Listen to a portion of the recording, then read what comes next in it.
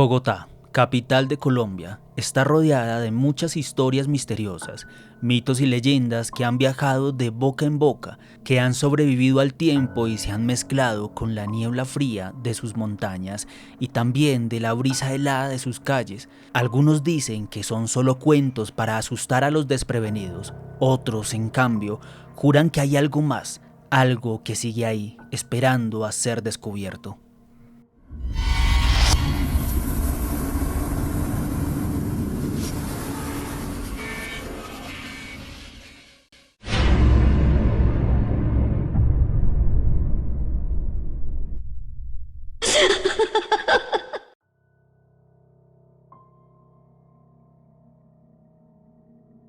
En lo alto del cerro de Guadalupe, donde la niebla se desliza entre los árboles como un velo espectral, se esconde un secreto que ha desafiado el tiempo y la razón.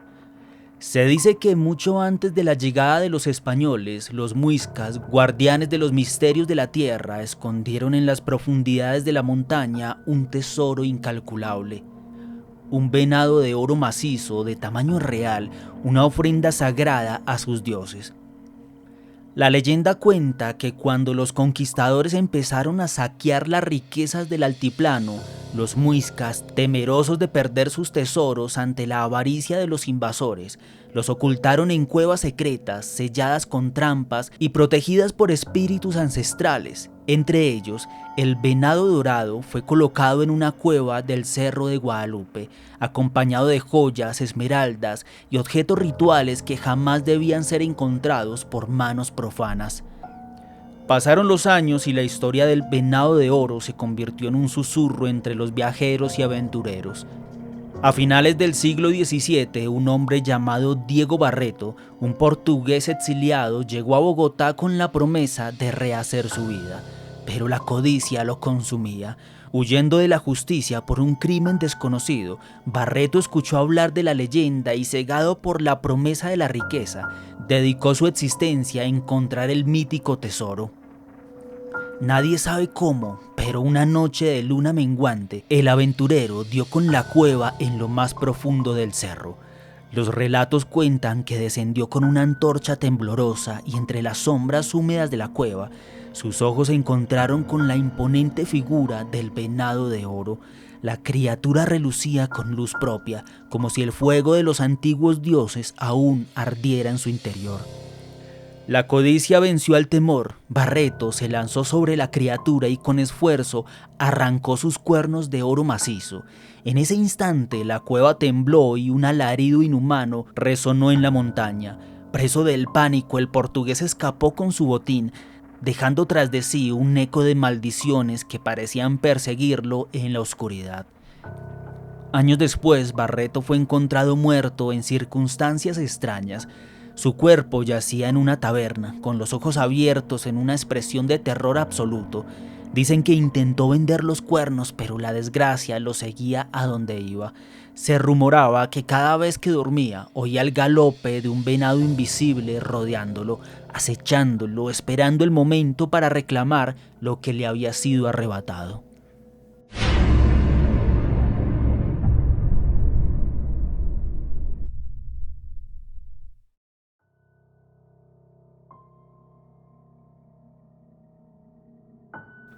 Howard, esto me ha tenido mal desde hace días, y si usted conoce a alguien que sepa de estas vainas, me avisa, porque yo no duermo tranquilo desde esa noche. La cosa es que yo trabajo en una empresa de seguridad y hace como un mes me tocó un turno cerca al Cerro de Guadalupe.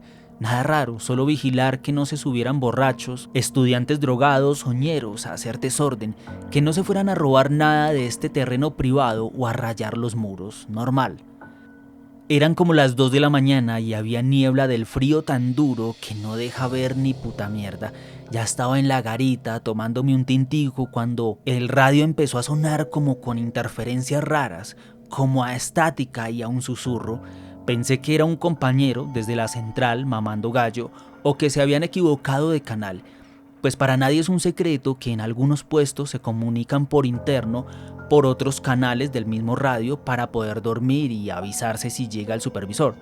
Pero después de un rato, con esa interferencia, apareció como la voz, o la voz se aclaró un poco. No entendí bien, pero sonaba como en otro idioma, como si fuera un idioma muy viejo, o como el de los muiscas, o qué sé yo. Apagué el radio, me eché la bendición y me quedé callado.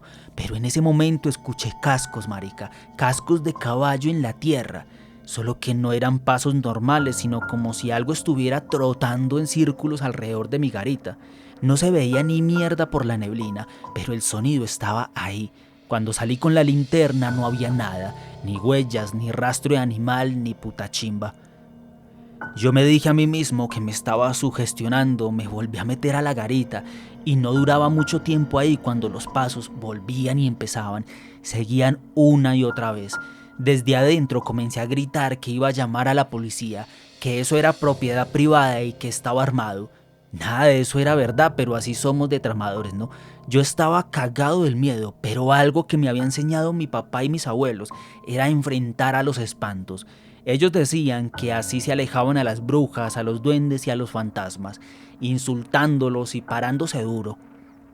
Así que salí a darme en la jeta, así fuera necesario, y gran sorpresa me di cuando vi, entre la neblina, a unos metros, que se asomaba una figura. Marica, yo sé que esto suena loco, pero le juro por mi madrecita que lo que vi era un venado o una especie de mezcla entre eso. Voy a tratar de detallarlo. En su parte de arriba, digamos que del tronco para arriba era como un venado, pero para abajo era como un humano, pero con patas de chivo. Este brillaba, emanaba una luz prusia y muy amarilla, era enorme como de 4 o 5 metros, era como ver un extraterrestre o eso creo yo. No me podía mover, sentí que estaba atado al piso y también cuando uno siente que algo malo está a punto de pasar, así me sentía. El venado inclinó la cabeza ante mí, no sé por qué, o si era que estaba mirando el piso, y pude ver que le faltaba un cuerno, como si alguien se lo hubiera arrancado o quién sabe qué, o si fuera una especie de venado que no tiene esa parte ahí, pero eso era algo muy notorio, porque en esa parte era como si le fallara la luz, y se lo asemejo a esas luces de Navidad que van como por dentro de un tubo, una manguera, que cuando se daña hay una parte que no alumbra, algo así. En ese momento la radio volvió a sonar, pero ahora sí entendí lo que decía. Era una voz rasposa, vieja, que repetía algo una y otra vez. Devuélvelo, devuélvelo. Y justo cuando pensé que el venado iba a venir por mí, la neblina se lo tragó y todo quedó en silencio. No me preguntes cómo, pero agarré mis cosas y bajé de ese cerro como alma que lleva el diablo. Corrí por calles peligrosas, prefería la compañía de un drogadicto del centro a quedarme allí. Que si ese venado nos mataba, pues le hacía un favor a la sociedad. Se llevaba a un cobarde como yo y a un ñero ladrón drogadicto. Eso sí, no volví a trabajar en Guadalupe. Pedí cambio de puesto y no me he vuelto a acercar por allá. Yo creo que ese cerro tiene su cuento maluco porque casi nadie que viva en Bogotá conoce ese cerro. Van muy poco, quizás sea por esa energía. He tenido pesadillas, sí. Siempre es lo mismo, estoy en el cerro y el venado me está mirando con esos ojos rojos señalándome una cueva o la entrada de una cueva, no lo sé, y cada vez que despierto siento que en mi cuarto hay un olor como a tierra mojada y a sangre. Yo no sé qué quiere o qué significa eso, pero siento que algo me está buscando. Y eso es todo, Howard. Muchísimas gracias y yo apoyo el misterio colombiano.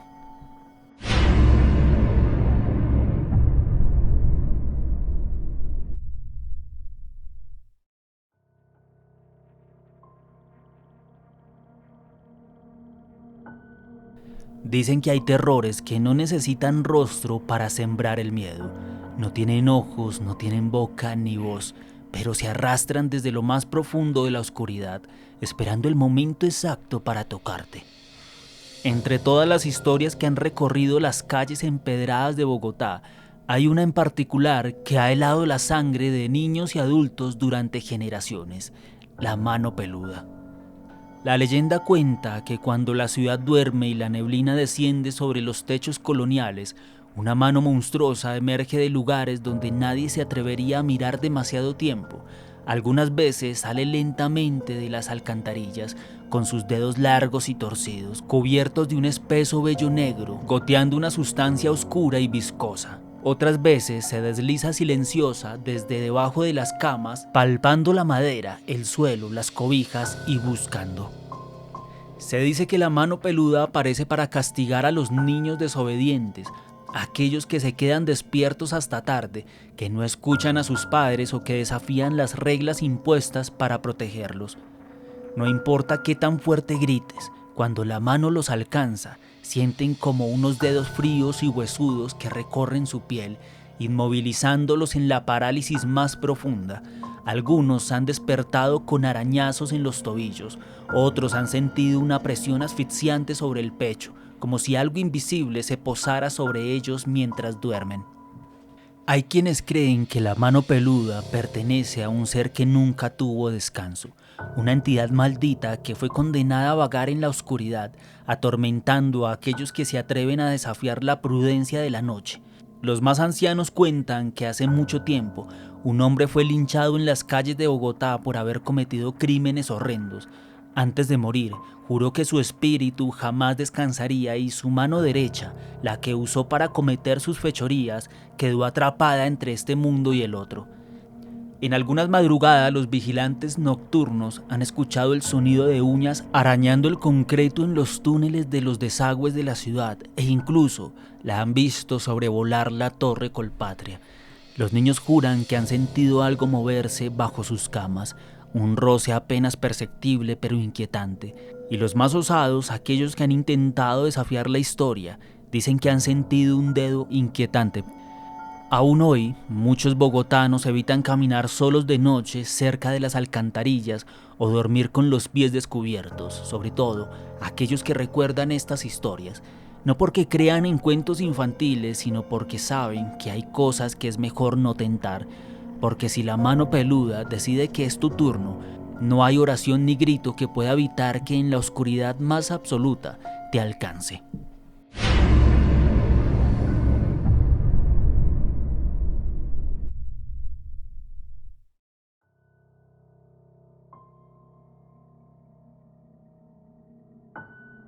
Yo no sé si usted ha escuchado esa historia de la mano peluda aquí en Bogotá, en Colombia. No la de otros países, la propia. Pues déjeme decirle que esa vaina no es solo un cuento de los abuelos. A mí me pasó algo hace poco y desde entonces ya no duermo igual. Desconfío de la realidad. Creo que estamos como en una simulación controlada y que estos eventos paranormales son, en realidad, normales, solo que se cuelan, por decirlo de alguna forma, a esta simulación en la que vivimos. En fin, así de mal me dejó esto que le voy a contar y otras historias del ámbito sobrenatural que más adelante le iré enviando. Eso fue hace como 2 meses. Vivo solo en un apartamento por La Candelaria porque me queda cerca del trabajo y pues el arriendo no es tan caro. La cosa es que una noche llegué tarde porque me quedé tomando unas polas con unos compañeros. No estaba borracho, pero sí con ese sueño pesado que le da a uno cuando se mete 3 cervezas después de un día largo. Me tiré en la cama sin quitarme ni los zapatos. No sé cuánto dormí, pero me desperté con una sensación rarísima, como si alguien estuviera en la pieza conmigo, pero no era un ruido ni nada, sino más bien esa presión en el pecho que le da a uno cuando algo no está bien. Traté de moverme, pero nada. Parálisis del sueño, pensé. Me han pasado antes, entonces intenté relajarme para que se me pasara, pero esta vez fue diferente. Sentí algo tocándome los pies, primero como un leve roce, como si me estuvieran soplando, pero luego, parce, como si una mano fría, áspera, me estuviera tocando. Al principio pensé que era mi cabeza, jugándome o imaginándose cosas, pero jaguar, cuando sentí esos dedos largos y huesudos enredándose en mi tobillo, se me quitó lo borracho, el sueño y hasta las ganas de respirar. Quise gritar, pero no pude. Sentí como si esa cosa me apretara, como si me estuviera midiendo o tanteando. No sé cómo, pero logré mover un pie de un solo tirón y me senté de golpe. Prendí la luz en chinga, sudando frío, y no había nada. Pero en el borde de la cama, ahí donde había sentido la mano, volteé a mirar como hacia la cobija, la cual estaba doblada y se estaba moviendo muy despacio, como si algo pesado la estuviera aún jalando para debajo de la cama. Yo estaba petrificado viendo eso. ¿Quién estaba jalando esa cobija? No tenemos animales, a no ser que alguien esté debajo de la cama, pero ¿quién? Pensaba de todo mientras me acercaba y agarraba la sábana y la cobija muy lentamente para que no se la tragara del todo por debajo de la cama y por supuesto para tirarla con fuerza hacia mí. Y nada, cuando lo hice y verifiqué todo, no había nada, no había nadie conmigo esa noche, debajo de la cama no había nada tampoco. Lo único raro fue la mancha de algo negro en las cobijas y en la sábana, justo en la parte donde la estaban jalando. Esa noche no dormí más. Puse música, vi videos, cualquier cosa para no apagar la luz. Y cuando ya estaba amaneciendo, bajé a la tienda a comprarme un tinto y despejarme. Ahí fue cuando doña Marta, la señora que vende empanadas ahí abajo, me vio la cara y me dijo: ¿durmió mal, mijo? Se ve pálido. Y yo sin pensarlo le conté todo lo que me había pasado. ¿Y sabe qué me dijo? Que eso ya le había pasado a otro muchacho que vivía en ese mismo apartamento, que la tal Mano Peluda andaba por ahí desde hace años, o bueno, ella le tenía otro nombre, solo que yo decidí llamarla así. El caso es que ella me decía que buscaba a quien joder, que en ese mismo edificio hace tiempo alguien se murió de una manera rara y que supuestamente a ese man, cuando lo encontraron, lo único que le faltaba era la mano. También, según ella, la mano que le hacía falta a hoy día es muy apetecida por personas de poder y hasta maleantes. Los brujos dizque pagan millonadas por usarla, pero no se sabe quién la tiene.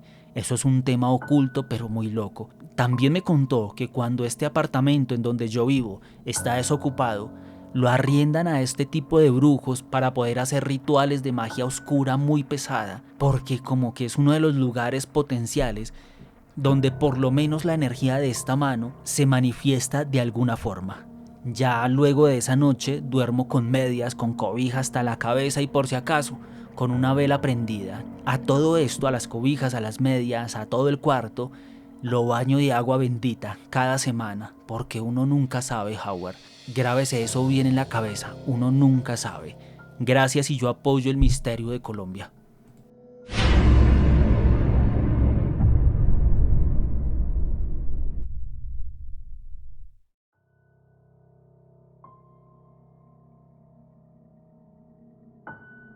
En el corazón histórico de Bogotá, entre calles históricas y memorias republicanas, se alza una obra que no solo encierra la grandeza del arte, sino también los susurros ocultos del tiempo, el Teatro Cristóbal Colón, inaugurado el 12 de octubre de 1892 para conmemorar los 400 años del descubrimiento de América. Este monumento neoclásico no es simplemente un teatro, sino una pieza viva de la historia nacional, moldeada en piedra tallada y levantada sobre antiguos escenarios del siglo XIX. Con el tiempo, el Colón se convirtió en una joya cultural, testigo de obras maestras, celebraciones nacionales, voces ilustres y quizás de algo más. Porque a pesar de su solemnidad y del peso institucional que lo envuelve, fue declarado Monumento Nacional en 1975 y reconocido como una de las 7 maravillas de Colombia en el 2007. El Teatro Colón no ha podido escapar a la otra historia, la que no se escribe en decretos ni se graba en placas conmemorativas, una historia que se murmura en voz baja y que se alimenta del silencio entre funciones, cuando las luces se apagan y el telón descansa. Desde hace décadas, técnicos, trabajadores del teatro y algunos artistas han reportado sucesos que, si bien no figuran en los archivos oficiales, persisten en el relato oral con inquietante consistencia. Hablan de una mujer vestida con ropas de otra época, faldas largas, corsé, peinado recogido, que aparece en los camerinos o deambula por los pasillos solitarios. Nadie sabe su nombre ni por qué está allí. No habla, solo se deja sentir. Una ráfaga de aire helado, un reflejo donde no debería haber ninguno, luces que se encienden sin causa aparente y susurros apenas perceptibles que flotan en la oscuridad como si alguien recitara una línea olvidada. No hay fotografías, no hay registros, solo testigos y su testimonio, como si el mismo teatro construido sobre antiguos escenarios, alimentado por años de tragedias, dramas y pasiones humanas, hubiese absorbido una presencia incapaz de abandonar las tablas. Y así, mientras los aplausos resuenan cada noche bajo la cúpula del Colón, hay quienes afirman que no todos los espectadores son de carne y hueso, que entre los pliegues de las cortinas y el eco de las voces aún resuena una historia que nunca terminó de contarse. ¿Será acaso que el arte, cuando es demasiado intenso, deja huella más allá del tiempo? Esa, quizás, es la última obra del Teatro Colón, un enigma sin libreto.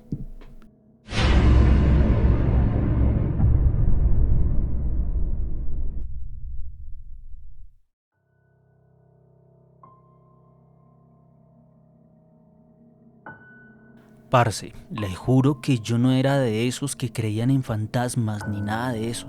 O sea, sí, uno oye cuentos y vainas, pero hasta que no le pasa, uno no lo asimila bien. La cosa fue en el Teatro Colón hace ya unos meses.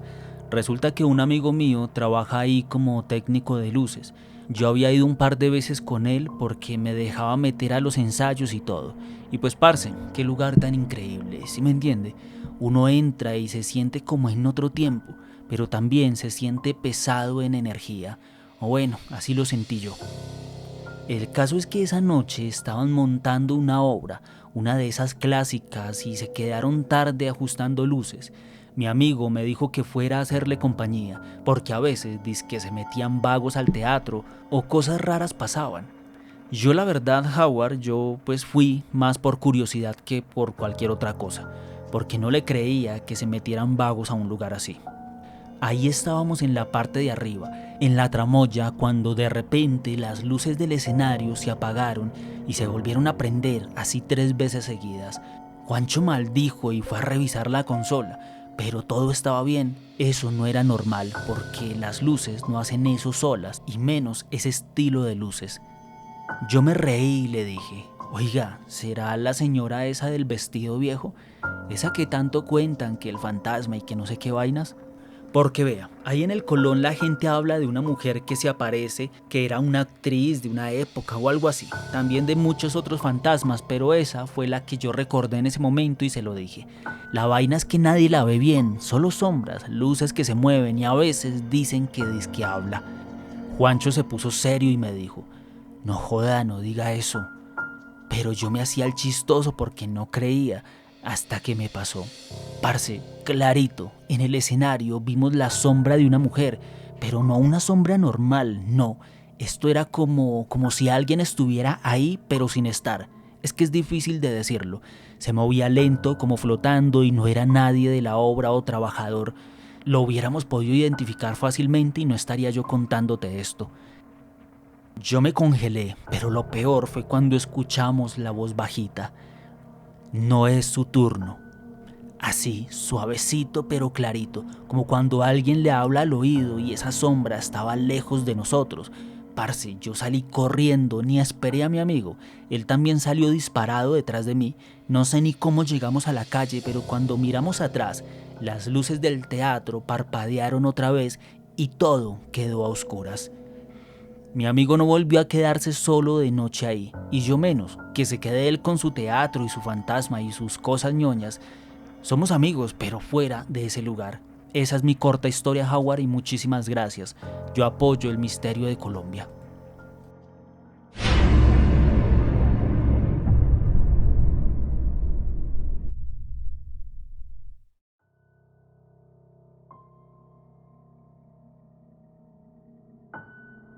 Las noches en el corazón de Bogotá esconden secretos que pocos se atreven a contar. Entre las viejas casonas de la Candelaria y las sombras alargadas de la Plaza de Bolívar, una figura espectral deambula sin descanso. Dicen que es José Raimundo Russi, un abogado del siglo XIX cuyo destino quedó marcado por la injusticia y la traición. Russi era un defensor de los pobres, un hombre de leyes que en tiempos turbulentos alzó su voz contra los poderosos, se ganó enemigos, personas influyentes que veían en él una barrera para sus ambiciones. Y entonces ocurrió la tragedia, lo acusaron de un crimen que no cometió, Un asesinato brutal atribuido a su mano bastó para que la justicia de la época sellara su destino. Sin juicio justo, sin oportunidad de defenderse, fue sentenciado a la horca. La ejecución tuvo lugar en la Plaza Mayor, bajo la mirada impasible de una multitud. Cuentan que en el último instante, antes de que el lazo apretara su garganta, gritó con voz desesperada: «¡Soy inocente!». Su clamor se perdió entre el bullicio de la ciudad, pero su alma jamás encontró descanso. Desde aquel entonces, cuando la noche cubre Bogotá con su manto de sombras, muchos aseguran haberlo visto. Aparece en la Plaza de Bolívar envuelto en una capa azul, caminando con paso errante, como si aún buscara una oportunidad para probar su inocencia. Algunos guardias nocturnos han relatado cómo lo han observado de pie frente a la estatua de Bolívar o en algún sitio diferente de la Candelaria, con la mirada perdida, antes de desvanecerse con el primer rayo del sol. Su antigua residencia en la Candelaria es otro escenario de apariciones inquietantes.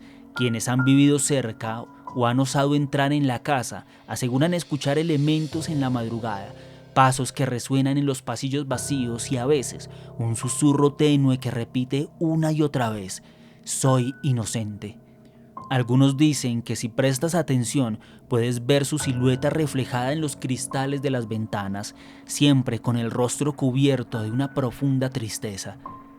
Los más escépticos creen que solo son cuentos de viejos habitantes, ecos de un pasado trágico que se niega a ser olvidado, pero quienes han sentido el escalofrío recorrer su espalda, quienes han escuchado el lamento de sus propios oídos, saben que la historia de José Raimundo Ruzzi no es solo un mito. Es una advertencia de que la injusticia puede trascender la muerte y que hay almas que, aunque después de los siglos, siguen clamando por la verdad.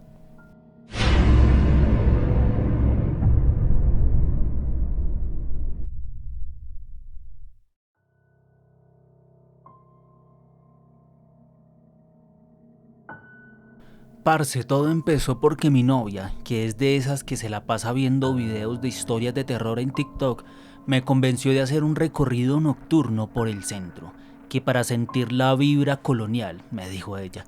Pues bueno, uno por amor hace lo que sea, ¿no?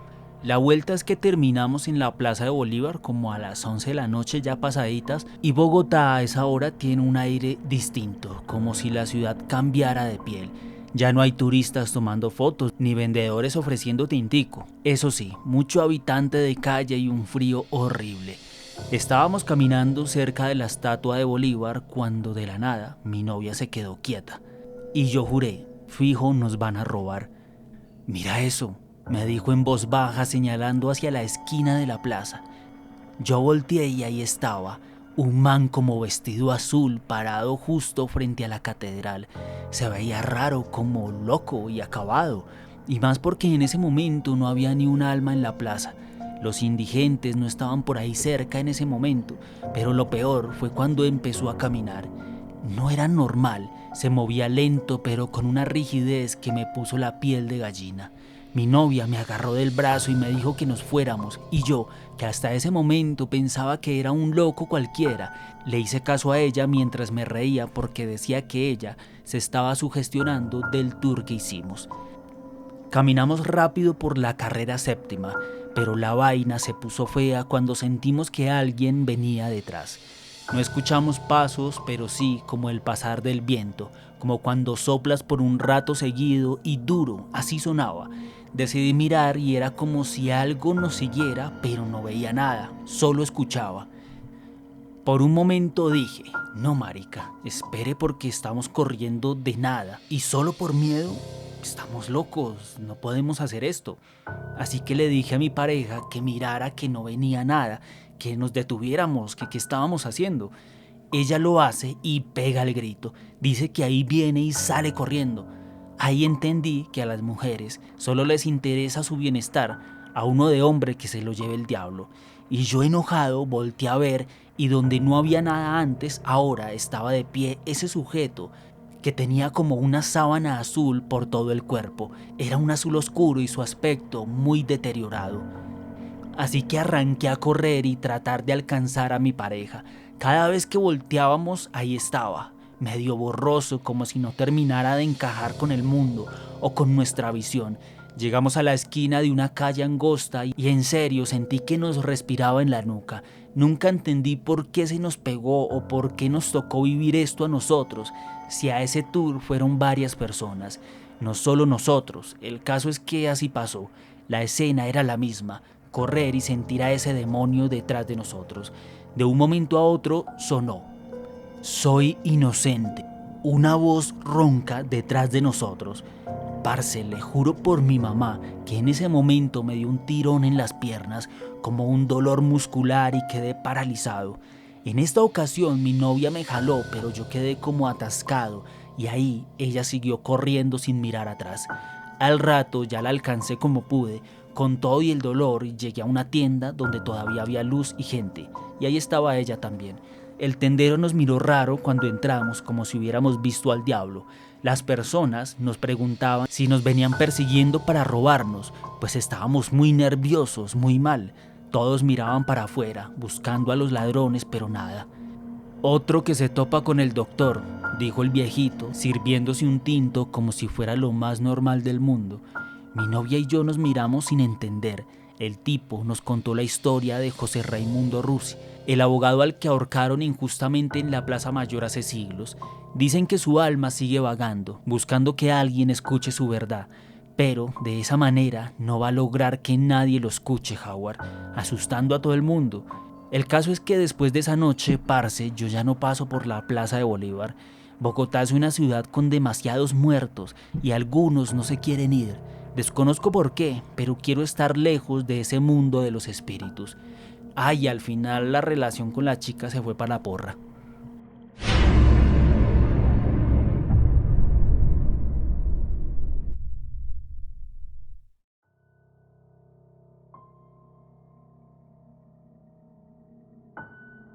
En el corazón de Bogotá, donde el pasado colonial se funde con las sombras de la noche, existe una plazoleta que esconde un antiguo secreto. Allí, entre las calles de la Candelaria, muchos han visto en la madrugada la silueta de un niño rubio de ojos azules y piel pálida como la luna. Camina en silencio, con pasos livianos, como si flotara sobre el suelo.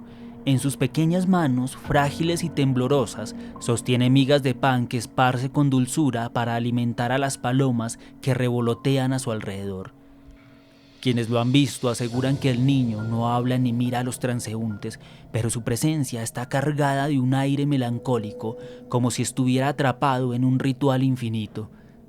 Las palomas lo siguen con una devoción extraña, como si lo conocieran desde hace siglos, como si él fuera su protector, su príncipe. La leyenda cuenta que hace más de 300 años, en una casa colonial que ocupaba este mismo lugar, vivía un niño especial. Era el hijo único de una familia acaudalada, pero su mundo era distinto al de los demás. Su mente no encajaba con la de otros niños y los adultos lo miraban con lástima o desdén. Sin embargo, él tenía un reino, el palomar de la casa. Allí pasaba sus días alimentando a las aves con las migas de pan que robaba de la mesa, hablándoles en susurros incomprensibles y protegiéndolas de cualquiera que intentara hacerles daño. Con el tiempo, su obsesión por las palomas se hizo conocida en toda la ciudad. No permitía que nadie se acercara a ellas, y si alguien intentaba ahuyentarlas o lastimarlas, él reaccionaba con una furia infantil y desesperada. Sus padres, avergonzados de su comportamiento, comenzaron a encerrarlo en su habitación, pero el niño siempre encontraba la forma de escapar para volver con sus queridas aves. El final de su historia es incierto. Algunos dicen que murió de tristeza, solo y olvidado en su encierro. Otros que una fiebre lo consumió y su último deseo fue que sus palomas no pasaran hambre. Y hay quienes susurran que una noche tormentosa lo encontraron inerte en la plazoleta, rodeado por decenas de palomas que no se apartaban de su cuerpo, como si quisieran llevarse su alma con ellas. Desde entonces su espíritu sigue vagando por el lugar. Quienes han sido testigos de su presencia cuentan que aparece solo a aquellos con el corazón puro o a quienes como él aman a los animales, pero hay otra cara de la leyenda, una advertencia que los habitantes de la zona murmuran con seriedad. Dicen que cualquiera que se atreva a hacer daño a las palomas en esa plazoleta que les tire piedras o intente ahuyentarlas con crueldad será perseguido por el príncipe de las palomas. Esa misma noche sentirá una presencia en su habitación, verá sombras moverse en la penumbra y escuchará el batir de alas en la oscuridad. Algunos aseguran haber sentido el peso de un niño pequeño sentándose en la orilla de su cama, con su aliento frío rozando su rostro. Pero lo más aterrador es que justo antes del amanecer, las palomas comienzan a llegar, posándose en sus ventanas, observándolos con sus ojos oscuros e insondables, como si esperaran algo. El príncipe de las palomas aún las protege, y aunque han pasado más de 3 siglos, su advertencia sigue en pie. Nadie toca a sus aves sin pagar el precio.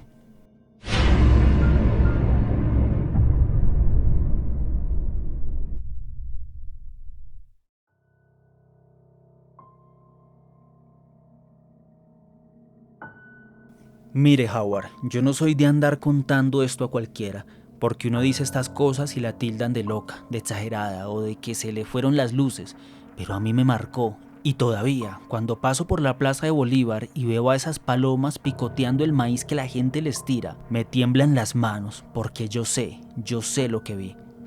Yo nací en Bogotá, en pleno centro, cuando todavía se respiraba ese aire sucio de carbón, con los buses echando humo y los vendedores gritándole a la vida.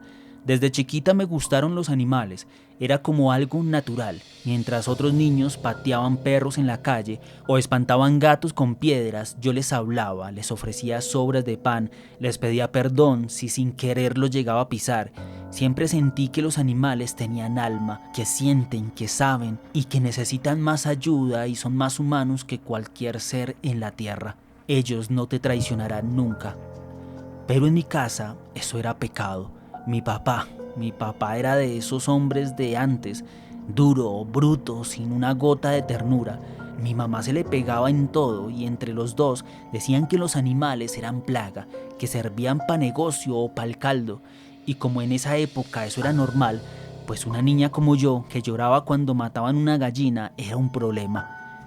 Cuando ya estaba entrando en la adolescencia, mi papá empezó a llevarme a trabajar entre comillas con él. Lo digo así porque no era trabajo, era crueldad.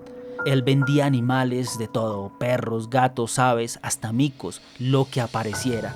Y la forma como los trataba, pues yo nunca me pude acostumbrar. Si un animal hacía ruido, lo pateaba. Si se soltaba, le tiraba con lo primero que tuviera en la mano. Y a mí me gritaba si lloraba, si decía algo. Los animales no sienten, carajo. Deje de ser tan boba, pendeja, decía él con esa voz de trueno. Una tarde estábamos en la casa empacando unas cajas cuando llegó un hombre. Era político, eso sí lo sé, pero nunca supe bien su nombre específicamente. Lo que sí sé es que mi papá lo saludó con esa sonrisa falsa de cuando ve plata. El tipo venía con una propuesta, algo entre comillas rápido, sencillo y bien pago, según mi papá. El plan era envenenar a todas las palomas de la Plaza de Bolívar, que porque hacían mucha mierda, que se veían feas para los turistas, que los fotógrafos se quejaban y que el alcalde quería, entre comillas, limpiar la imagen del centro de la ciudad. Y yo me quedé helada escuchando eso. El político dejó una bolsa negra sobre la mesa. Adentro venía un maíz amarillo mezclado con un polvo blanco que olía raro, como a cloro con algo más. El tipo explicó que eso mataba en minutos y que había que echarlo por todo el suelo bien regadito cuando ya no quedara nadie en la plaza. Mi papá se rió. ¿Y eso es todo? Pues qué papayazo, mijo. Y aceptó sin pensarlo. Yo no dije nada, me encerré en el baño y lloré bajito. Sentía que no podía hacer nada, que era parte de esa cosa horrible. Esa misma noche fuimos, eran como las 11, ya no había gente, solo los faroles viejos iluminando a medias. Mi papá me pasó una bolsa con el maíz. Empiece a regar por allá en la catedral, yo voy a ir por el lado del palacio, pero muévase. Yo lo miré sin moverme, le tenía mucho miedo y también no quería hacer, no podía. Y fue ahí, en ese momento en el que ocurrió algo inesperado. Primero lo escuchamos como un suspiro, un quejido profundo. Luego, de la nada, apareció frente a nosotros un niño, o algo que parecía un niño. Estaba encorvado, como si tuviera joroba, tenía la cara hinchada solo de un lado, como si lo hubieran golpeado hace años y no se hubiera curado bien. La boca le colgaba abierta como si no pudiera cerrarla y los ojos no eran humanos, eran como negros enteros, sin blanco, como un manchón negro.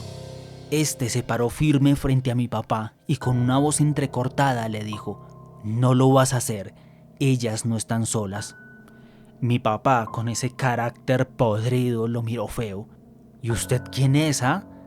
¿Qué hace aquí, sapo hijueputa? Mongólico metido. Váyase antes de que le meta un totazo». Y apenas dijo eso, fue como si el mundo se partiera. El niño, o lo que fuera, levantó una mano, hizo un gesto como si chasqueara los dedos, pienso yo, y la bolsa de maíz que tenía mi papá y la mía se esfumaron, desaparecieron en el aire. Mi papá se quedó mirando su mano vacía y luego se puso a gritar como loco. El piso de la plaza empezó a cambiar, o bueno, no toda la plaza, sino una sola parte, muy cerca de donde estaba mi papá. Esa parte se abrió, justo donde estaban las losas, frente a la estatua de Bolívar, como si se partiera en cuatro, dejando ver debajo una grieta iluminada por una luz naranja como fuego, o como lava, no sé. Mi visión adolescente lo recuerda de esa manera, quizás por el temor. El niño cambió, creció, se estiró. Ya no era un niño, tenía la espalda retorcida, pero la voz se volvió profunda, grave, maldita. «Por todo el daño que hiciste, por cada animal que golpeaste, que vendiste, que mataste por gusto, hoy vas a pagar». Y se lanzó encima, lo rasguñaba, lo pateaba, lo arrastraba por el suelo como si pesara menos que una pluma. Mi papá gritaba, suplicaba y lloraba. Intentaba agarrarse del borde, pero las manos le sangraban y yo no me podía mover, solo estaba ahí mirando. Quería ayudarlo, pero al mismo tiempo no, porque había algo dentro de mí, no sé si el miedo o la justicia, que me decía que no lo detuviera. Cuando estuvo a punto de jalarlo por completo hacia esa ranura ardiente, el niño lo soltó, como si le perdonara de algo o lo dejara vivir con la culpa. Mi papá quedó tirado, temblando, orinándose encima, con la boca abierta y los ojos perdidos. El niño desapareció, así como llegó. Mi papá nunca volvió a ser el mismo. Quedó mal, pero mal de la cabeza. Alucinaba, gritaba solo, decía que los pájaros le hablaban, que lo vigilaban. Después de ya varios meses, Howard, mis tíos decidieron internarlo y ahí sigue, ya a punto de morir, pero ahí sigue. A veces lo visito, pero él ya no me reconoce. Años después, yendo por ahí, me encontré con la historia del príncipe de las palomas, un hombre que vivió en Bogotá hace décadas, que cuidaba a estas aves como si fueran su familia, que dormía en la calle pero era respetado por su amor a los animales. O bueno, esa fue la historia que llegó a mí. Desconozco si hay otras versiones. Y el cual murió sin hacerle daño a nadie.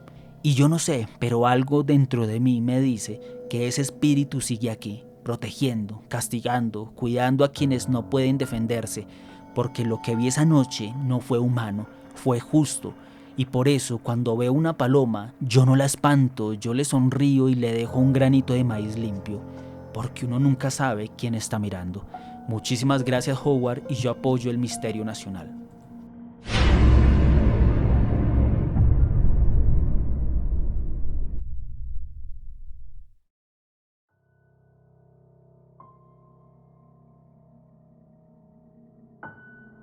Bogotá, con su niebla espesa y calles oscuras, guarda secretos en cada rincón de la ciudad, la cual ha sido testigo de incontables relatos que desafían la lógica.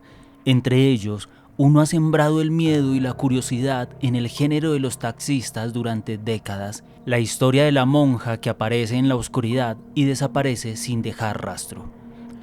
Corría la década de 1990 cuando un taxista, de nombre desconocido, terminaba su turno en una fría madrugada bogotana. Mientras conducía por la carrera séptima con calle 100, notó la silueta de una mujer vestida con un hábito negro, parada bajo la tenue luz de un poste. Sin pensarlo demasiado, el conductor detuvo su vehículo y la monja subió al asiento trasero. Con voz pausada y amable, ella le pidió que la llevara hasta un convento ubicado en el centro de la ciudad.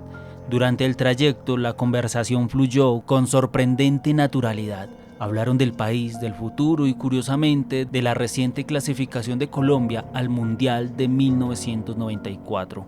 La mujer parecía tener una paz inquebrantable y un conocimiento detallado de sucesos aún por ocurrir, algo que al conductor le pareció peculiar.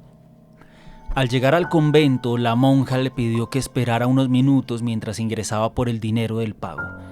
El conductor, confiado, apagó el motor y aguardó. Los minutos se convirtieron en eternidad y al notar que ella no regresaba, decidió ir a tocar la puerta del convento.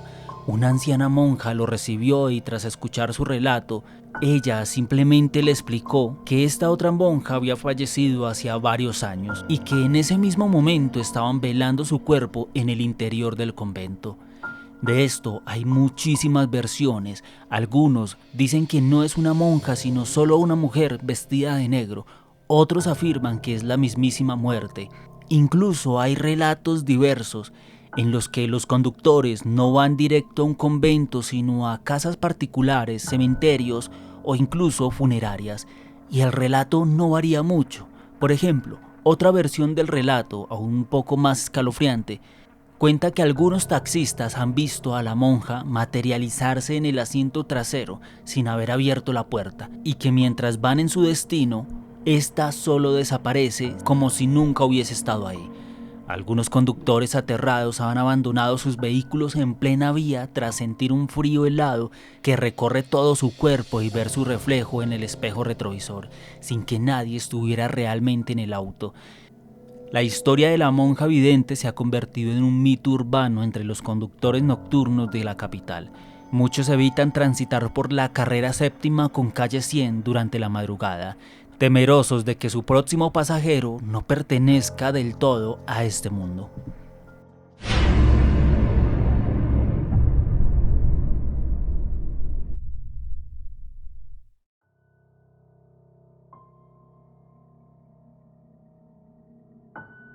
Jaguar, esto me pasó una noche en la séptima con 100, y se lo digo en serio, que uno en este oficio ve de todo, pero lo que vi yo, eso ya es otro nivel. Era una madrugada como cualquier otra, fría, había tenido un turno flojo, los pasajeros escasos, y lo único que quería era completar para el tanqueo y largarme a la casa. Ahí estaba, bajando despacio por la séptima, cuando vi una mujer vestida de monja, parada justo debajo de un poste de luz, el cual no estaba ni fundido ni apagado. No se movía, solo estaba ahí, con las manos cruzadas y la cara medio oculta en la sombra. Ya era muy tarde como para que una mujer, y más una monjita, estuviera pues por ahí. Yo frené casi en seco, hermano. Uno de noche no recoge a cualquier persona, ¿cierto? Pero una monja a esa hora, raro, ¿no? De pronto necesitaba ayuda. Bajé la ventana y le pregunté si necesitaba que la llevara. Ella asintió y sin que me diera cuenta bien cómo, ella ya estaba sentada atrás. Normal, no le paré muchas bolas. Necesito ir a la casa, por favor. Eso fue lo que me dijo con una voz muy tranquila, que no me dio ni miedo ni nada. Simplemente era una voz de una pasajera y ya. Le pedí mejores indicaciones para llevarla a su casa y ella me las dio, normal. No iba para un convento, no iba para una iglesia, eso me pareció curioso. Arranqué sin decir mucho, pero al rato ella empezó a hablar. Me preguntó cómo iba la ciudad, cómo estaba la gente, el país. Cosas raras, como si llevara años estando fuera de Colombia, lo pensé así. Lo que más me inquietó fue cuando empezó a decir que se venían tiempos muy difíciles, que la gente no estaba viendo lo que pasaba realmente en las sombras, y yo pues le seguí la corriente porque pues Howard, uno de noche aprende a escuchar y ya. Pero ahí fue cuando la cosa se puso fea.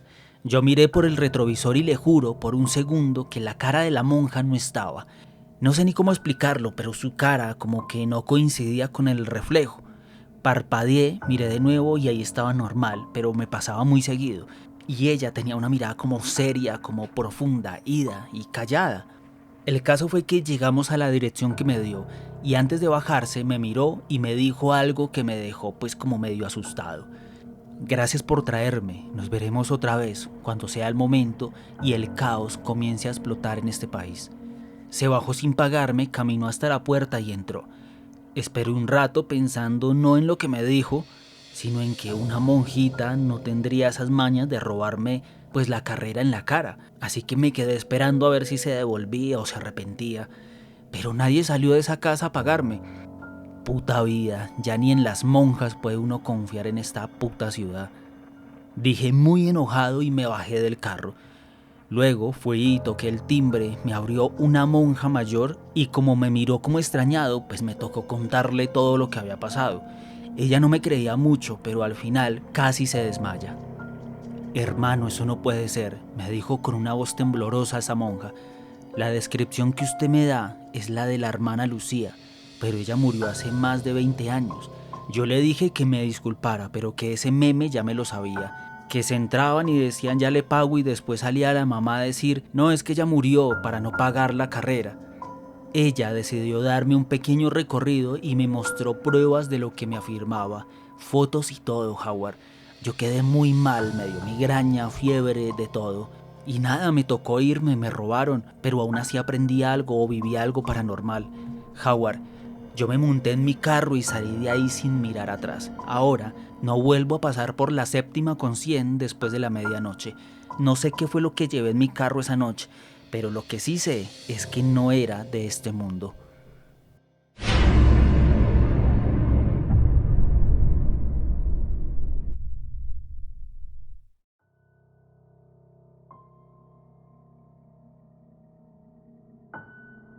Cuando cae la noche sobre la Candelaria, las sombras se alargan sobre sus calles adoquinadas y el eco de pasos que resuenan sin dueño.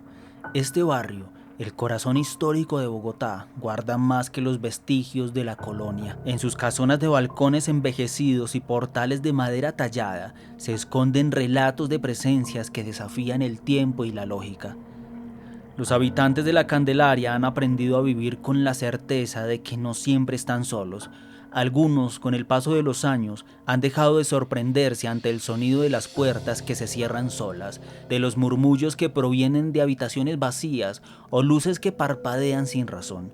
Pero los visitantes, aquellos que llegan con la intención de descubrir la historia y el encanto del barrio, suelen marcharse con un peso extraño sobre los hombros y una sensación de haber sido observados por ojos invisibles. Uno de los relatos más conocidos es el de la Casa Sámano, una de las construcciones más antiguas de Bogotá. Se dice que en sus pasillos se manifiesta una figura espectral vestida con ropaje de la época, una presencia que muchos describen como la del propio Sámano, antiguo virrey de la Nueva Granada. En las madrugadas, los guardias de seguridad afirman haber escuchado susurros en los pasillos y algunos juran haber visto su sombra deslizándose frente a las ventanas. Eso por mencionar un caso entre miles, porque la Candelaria es un hervidero sobrenatural, porque no son solo las casas y los teatros que guardan secretos. Por ejemplo, en la calle del Embudo, un estrecho pasaje empedrado que desciende entre murales coloridos, los comerciantes y bohemios cuentan que en ciertas noches una bruma espesa cubre el camino y se escuchan lamentos que parecen venir de ninguna parte. Algunos creen que es el espíritu de una mujer ajusticiada en la época colonial, cuyo llanto aún resuena en busca de redención. La historia de la Candelaria se multiplica con cada testigo, con cada susurro que interrumpe el silencio de la madrugada. No importa cuántos años pasen, siempre habrá alguien que afirme haber sentido una presencia, haber visto una sombra cruzar una puerta o haber oído una voz en la soledad de la noche. Porque en este barrio, la historia no solo se lee en los libros, sino que se siente en el aire, en los muros y en la fría certeza de que los fantasmas de Bogotá nunca han dejado de caminar entre nosotros.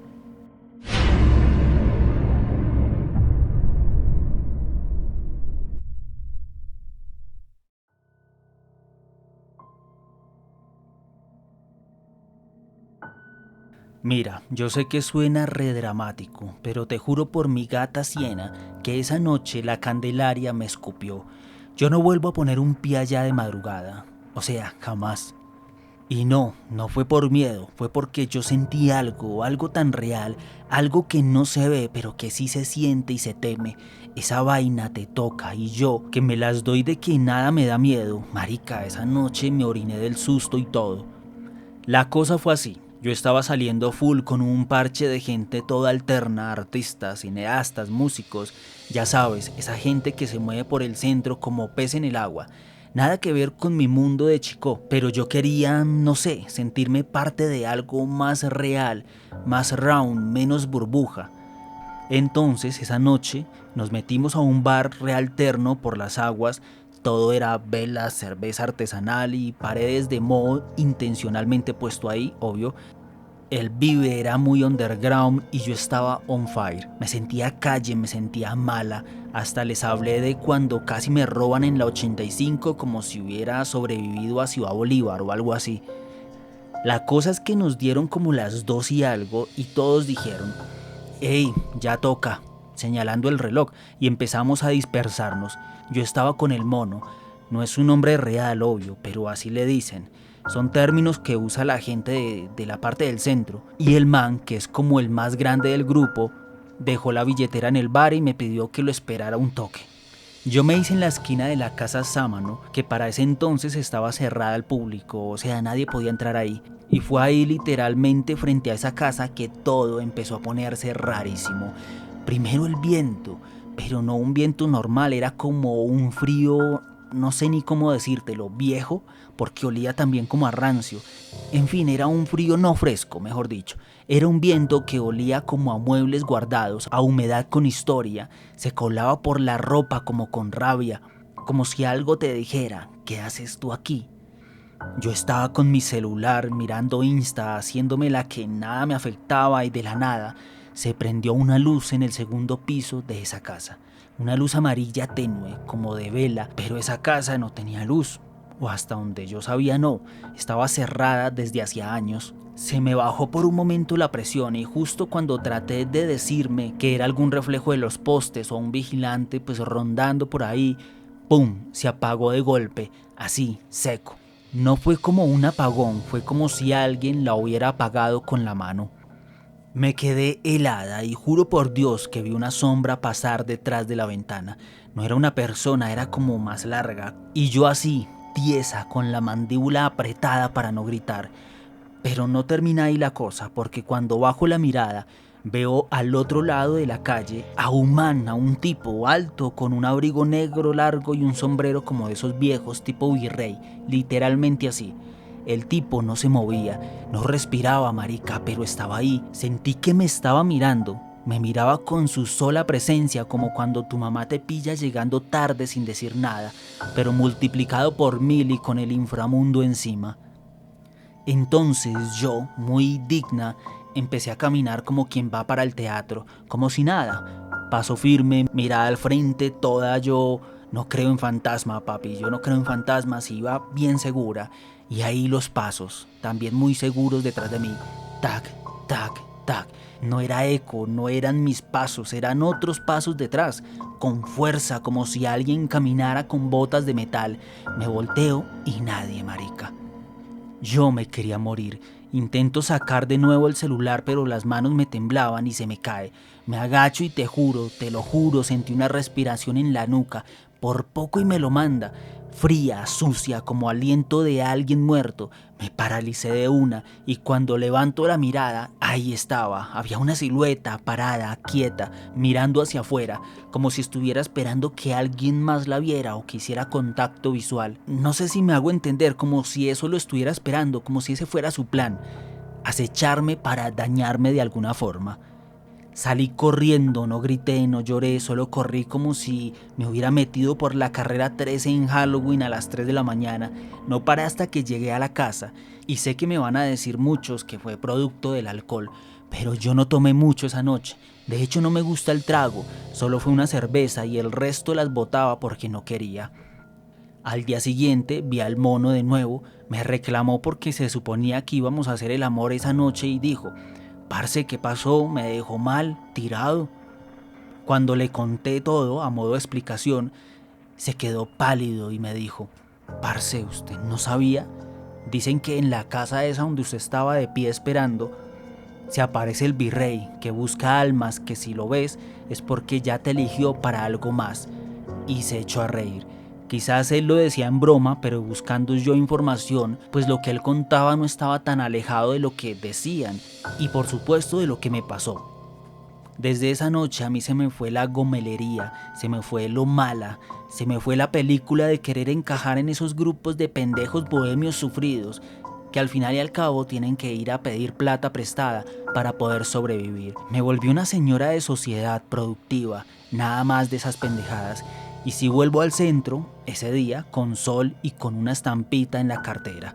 A mí la Candelaria me escupió y me dejó marcada. Muchísimas gracias, Howard, y yo también apoyo tu trabajo y el misterio de Colombia.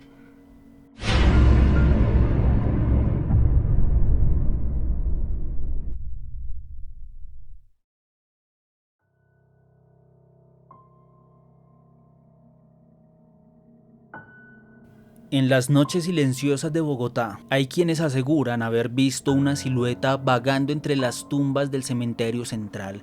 No es cualquier alma en pena, sino una figura oscura, vestida con una sotana raída, de la que sobresale un detalle aterrador: no tiene cabeza. Los primeros relatos de su aparición se remontan hace ya muchos siglos, cuando la ciudad aún se iluminaba con faroles de gas y las calles empedradas resonaban con el trote de los caballos. Se dice que en aquellos tiempos un sacerdote de gran reputación fue acusado de profanar los secretos de la iglesia. Algunos decían que traficaba con los muertos, vendiendo indulgencias para las almas que ya no podían pagar por su descanso eterno. Otros que había quebrantado su voto de castidad, sumergiéndose en pasiones prohibidas. Sea cual fuere su pecado, el castigo fue despiadado. Una noche sin luna, su cuerpo fue hallado en un callejón cercano al cementerio, bañado en su propia sangre. Su cabeza nunca apareció. La versión más popular sostiene que fue víctima de un rito oscuro, una venganza de aquellos a quienes había condenado en vida. Desde entonces, en las madrugadas más lúgubres, su figura sin cabeza se desliza entre los mausoleos errante, murmurando oraciones incomprensibles, y los vigilantes del cementerio han renunciado tras verlo deambulando cerca de las criptas más antiguas. También los borrachos que cruzan el sector juran haber sentido una presencia helada en sus espaldas, como si una sombra los siguiera en silencio. Hay quienes aseguran que el sacerdote busca su cabeza, desesperado por recuperar su identidad y encontrar el descanso eterno. Otros creen que su misión es otra: castigar a los pecadores que osan traspasar los límites sagrados de los muertos.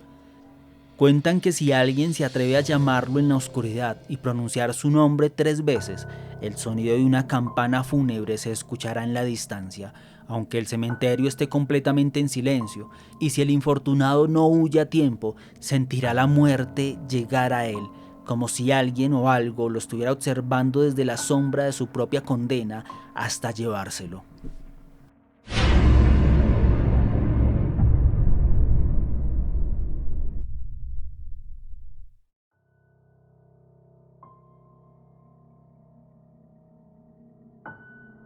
Howard, parce, le voy a contar algo que me pasó hace unos años, y vea, yo no es que sea miedoso ni mucho menos, pero hay cosas que a uno sí le voltean el mundo. Lo que me pasó esa noche en el cementerio central de Bogotá fue, como usted dice, algo paranormal. Resulta que yo tenía un parcero que trabajaba de vigilante allá por el sector del cementerio. El man llevaba ya rato en ese trabajo y me contaba unas vainas todas raras, que los otros guardias no duraban, que renunciaban sin decir mucho y que en las madrugadas pues como que asustaban y aparecían sombras y esas cosas. Él afirmaba que escuchaban pasos, oraciones disque en latín y toda esa vuelta. Yo al principio le dije que no jodiera, que eso eran cuentos para asustar a los nuevos, y el man se reía, pero un día me dijo en serio, con esa cara como de cuando uno no está echando chiste: parce, dicen que por ahí en serio, dice que se aparece un padre sin cabeza. Yo ahí sí me cagué de la risa. ¿Qué? ¿El qué? ¿El padre sin cabeza? No, marica, no me venga con esas vainas. Pero el man seguía firme, que hace más de un siglo un cura que trabajaba con las familias de más plata se metió con cosas turbias, quién sabe si en brujería o qué, y que lo mataron de forma violenta, que le volaron la cabeza y que nunca apareció, y que desde entonces el alma del cura ronda por ahí buscando su cabeza como alma en pena.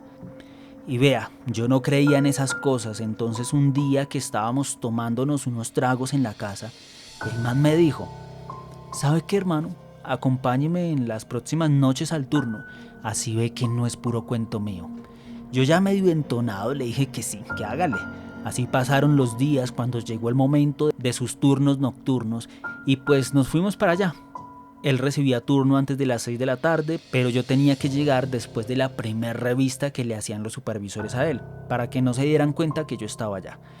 Algo así como a las 11 y piquito. Las primeras noches que fui no pasó nada. Nada de nada, Howard.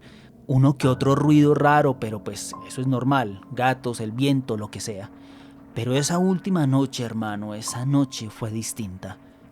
Decidimos espantar el sueño y el frío haciendo la ronda por el cementerio y acompañándonos. Mi amigo iba adelante, todo gallito, y me dice: a ver pues, ¿quién es el valiente ahora? Decía. Pues a mí, esa tercera noche ya me estaba dando como mal de espíritu. No sé, no me sentía bien, me sentía raro, diferente. Y vea, yo no me iba a quedar atrás. Me paré frente a una cripta toda antigua, no tengo el nombre ni la imagen, nada, ni recuerdo cuál era. Fue la primera que vi, que tenía musgo y unas estatuas de ángeles rotos, y le dije como jugando para que él viera que no tenía miedo de nada. A ver, marica, padre sin cabeza, padre sin cabeza, padre sin cabeza, salga pues, marico, que lo necesito. Silencio total. Solo quedaba, como dicen por ahí, el eco de mi voz y el de mis nudillos golpeando la tumba. Pero al ratico se escuchó una campana a lo lejos, pero no había iglesia cerca, hermano. Fue como una campanada de esas antiguas, sorda y profunda, pero durísima, casi a nuestra altura. Nos quedamos quietos y ahí fue cuando empezó la cosa fea. Las hojas secas de los árboles se empezaron a mover solas. Mi amigo me miró y me dijo bajito: parce, no joda. Y ahí se escucharon pasos. No eran pasos de ninguno de los dos, es decir, no eran normales, no. Eran como arrastrados, pesados, húmedos, como si alguien caminara con una sotana mojada, porque también se escuchaba agua, y a lo lejos, como si se estuviera escondiendo, aparece una figura negra, con la sotana rota y sucia, pero sin cabeza, marica. Sin cabeza, tal cual el mito, y yo le gritaba a mi amigo que dejara la perra maricada, que eso no era un chiste. Yo juraba, había contratado a otro, no sé, y lo había disfrazado para asustarme, marica. Pero resultó que no. Y bueno, al decirle que no tenía cabeza es que se veía como si tuviera un hueco o algo, era como si la parte de arriba se desvaneciera. Pero lo peor fue que murmuraba algo, como una oración, pero no se le entendía un carajo. Y cuando se empezó a mover hacia nosotros, yo sentí que me desmayaba. No sé si ha sentido incluso ese terror, ese temor en el cuerpo, y no sé ni cómo hicimos, pero mi amigo gritó y salimos corriendo. Yo lo seguí como pude, salté tumbas, perdí la chaqueta, casi me mato en una lápida. Cuando llegamos a la reja, volteamos y ya no había nadie, solo la noche y ese murmullo, como si estuviera rezando. No volví a pasar ni por la cuadra del cementerio, y mi amigo, el muy loco, pidió traslado poco después. Y si usted me pregunta hoy, le digo sin dudar que hay cosas que no se deben invocar, porque a veces sí responden, como me pasó a mí. Eso ni en juego o en broma. No sé cómo se explica el tema de lo paranormal, pero existe y juega con nosotros.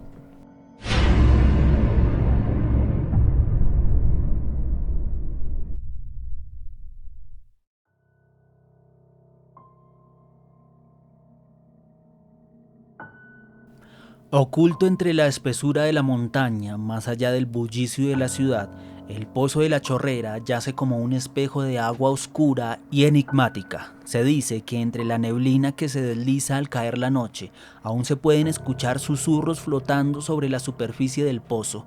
Son voces antiguas atrapadas en un lamento eterno, el eco de una tragedia que jamás encontró descanso. Cuentan los viejos del lugar que hace siglos, en tiempos donde la ciudad apenas era un caserío, rodeado de montañas y caminos de piedra, dos jóvenes enamorados encontraron en el pozo su único refugio. Ella, una adolescente de tez pálida y mirada temerosa, era la hija de un hombre poderoso, quien la había prometido en matrimonio a un comerciante de renombre.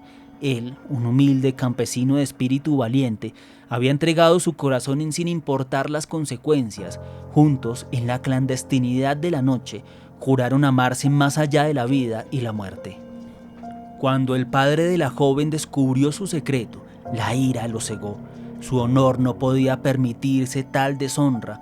Con órdenes crueles y despiadadas envió hombres para separar a los amantes, pero el destino tenía otros planes. Perseguidos hasta el borde del pozo, la pareja se vio acorralada, sin escapatoria. Se miraron una última vez, uniendo sus almas en un juramento silencioso. Tomados de la mano, se lanzaron al agua oscura, desapareciendo en las profundidades. Desde entonces, las aguas del Pozo de la Chorrera nunca han estado en la calma. Los habitantes cercanos murmuran que en ciertas noches de luna llena, la neblina adopta la forma de dos figuras entrelazadas que se desvanecen con el viento. Otros aseguran haber visto sombras reflejándose en el agua, aunque nadie se atreve a mirar demasiado tiempo, pues cuentan que aquellos que observan fijamente el pozo corren el riesgo de escuchar un susurro gélido en su oído, llamándolos por su nombre, invitándolos a unirse al eterno abrazo de los enamorados malditos. A pesar de las advertencias, muchos se aventuran hasta la chorrera, atraídos por la historia o quizás por un impulso inexplicable. Algunos regresan con el recuerdo de un escalofrío en la piel, otros con la certeza de haber visto algo que desafía la razón, pero hay quienes nunca regresan y sus desapariciones quedan envueltas en el misterio, alimentando aún más la oscura leyenda del Pozo de la Chorrera.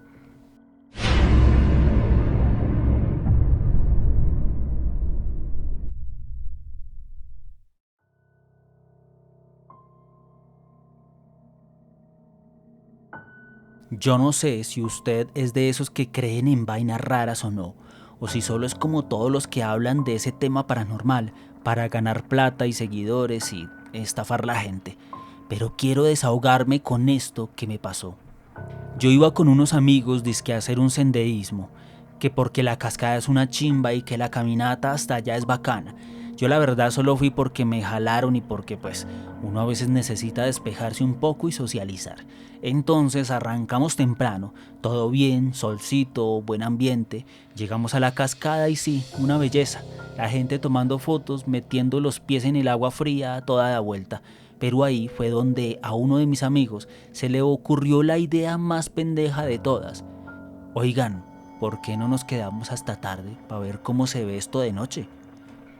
Yo de una dije que no, que eso era una bobada, que quién se iba a devolver por ese camino oscuro después. Pero claro, como siempre me convencieron.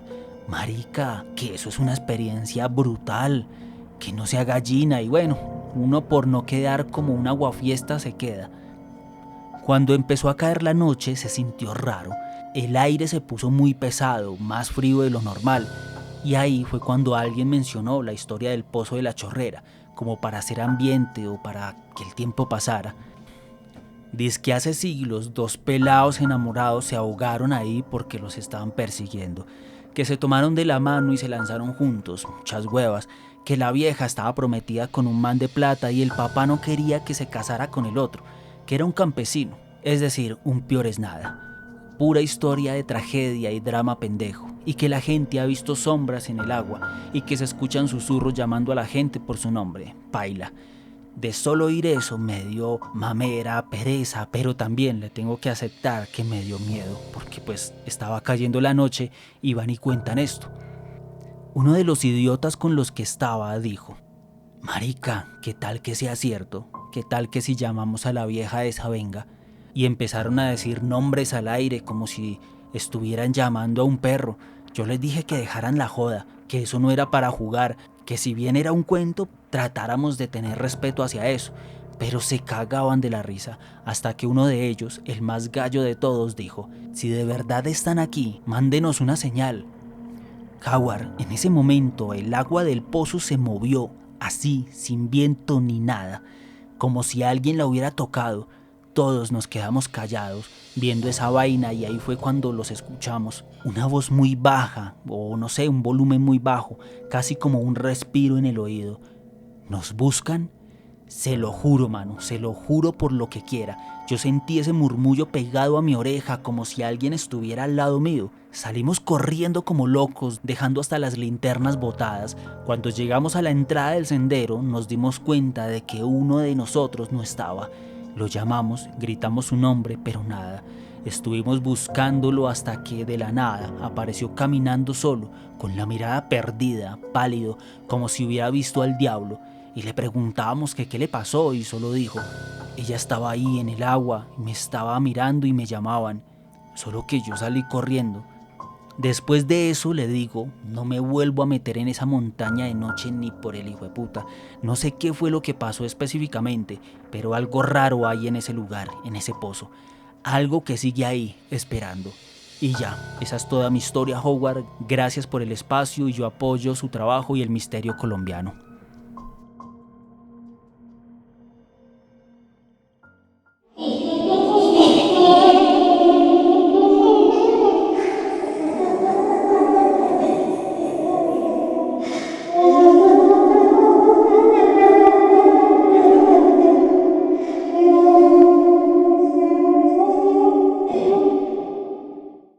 Ahora agradecemos que, si el video te gustó, te suscribas a este canal, comentes tu historia favorita y compartas este video con algún amigo o familiar. Muchísimas gracias.